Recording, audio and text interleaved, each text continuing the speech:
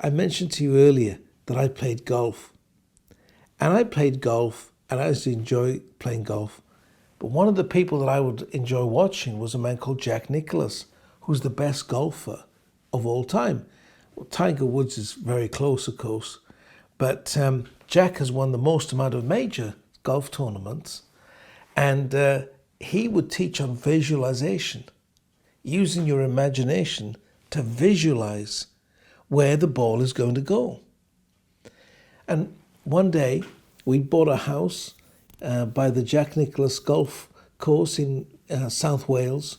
And there was the Founders Day tournament, and all sorts of people were there. The BBC were there, and the Ryder Cup captains. It was this huge, big deal. The day before, my wife said to me, "I hope you're going to win tomorrow in this golf tournament that you're playing in."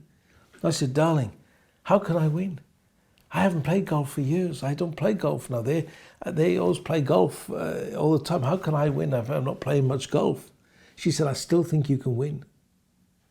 Well, I took those words on board. And I thought to myself, she thinks I can win. She thinks I can win. Well, if she thinks I can win, maybe, what about if I think I could win? I think I could win. And I started to picture that day. This was just the day before the golf tournament. I started to picture myself swinging with great balance. I started to picture myself having a great rhythm that day. I started to picture the ball going into the hole. I started to picture certain tee shots and certain shots and the way that I would swing the club and hit the ball. And by that evening, I said to my wife, "Darling, I want you to give me a quick little haircut because I want to look good for the presentation tomorrow." I was so convinced in my mind, my imagination had gone to the place where I could visualize myself receiving the trophy. You see, receiving the trophy. And so what happened was I was there. And so she gave me a haircut that day, and the next day came and I played this golf tournament, and just as we'd said, every shot I visualized, every thing that I did, I visualized just like the day before. Played a phenomenal round of golf, and I won the tournament. And there I was, receiving the trophy of Gary Nicklaus, Jack's son, the course designer. And the BBC were there recording it. The BBC sports presenter was there giving the trophy to me. It's an amazing thing. But it all happened because I visualized in my mind that it could happen. The tournament, or at least my game, was sorted out the day before. The success of my game was arranged the day before. My friends, they've done experiments in this area, you know. There was an experiment in America where they had these basketball students, and they had 3 sets of basketball students. The first set, they said, "Right, we want you to play basketball and shoot these free shots 20 minutes a day for the next 20 days. So they were practicing 20 minutes a day for the next 20 days. The next group said, "We don't want you to do anything." The third group, they said, "We want you to visualize, use your imagination, visualize shooting the basketball into the net for 20 minutes a day. And when you miss, we want you to correct yourself and really picture yourself." You know, one of the keys to this is detail, having as much detail as you can.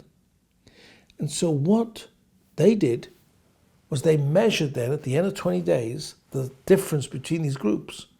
Well, in the first group, they found that they had succeeded by 24%.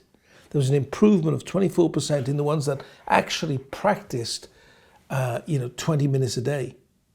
In the second group, the ones that did nothing, there was no improvement. In the third group, who just visualized that they were shooting them, there was an improvement of 23%. Almost exactly the same as if they'd been practicing every day, just by visualizing.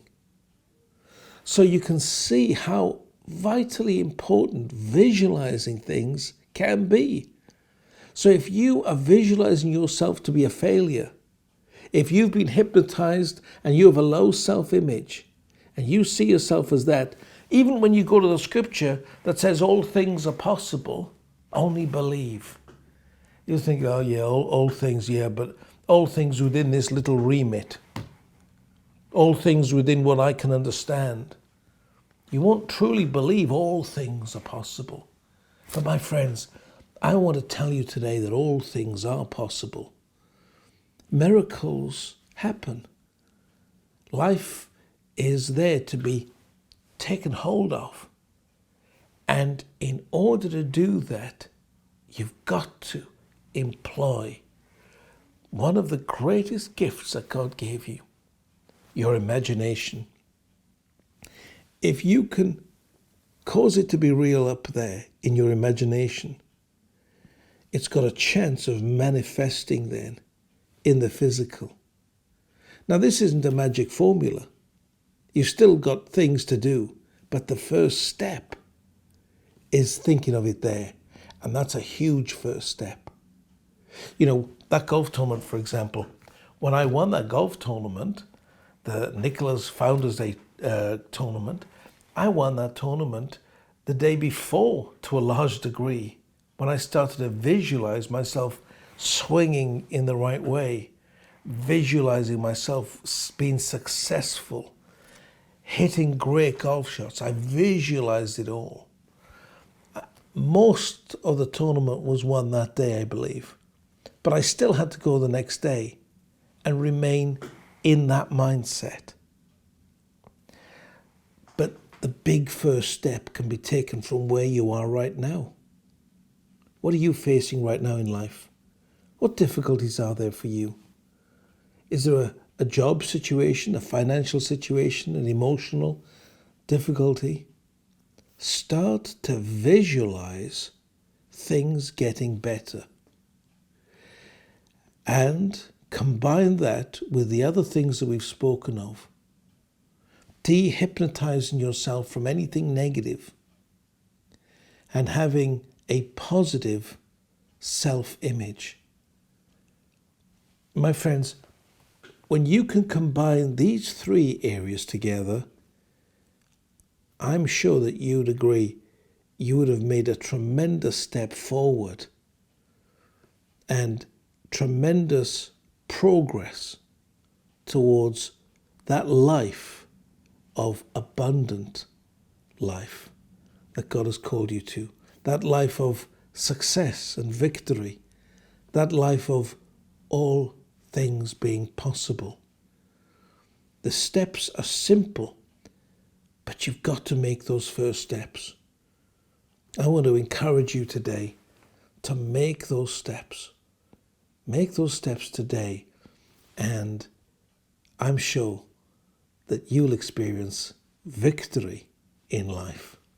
Till next time, every blessing.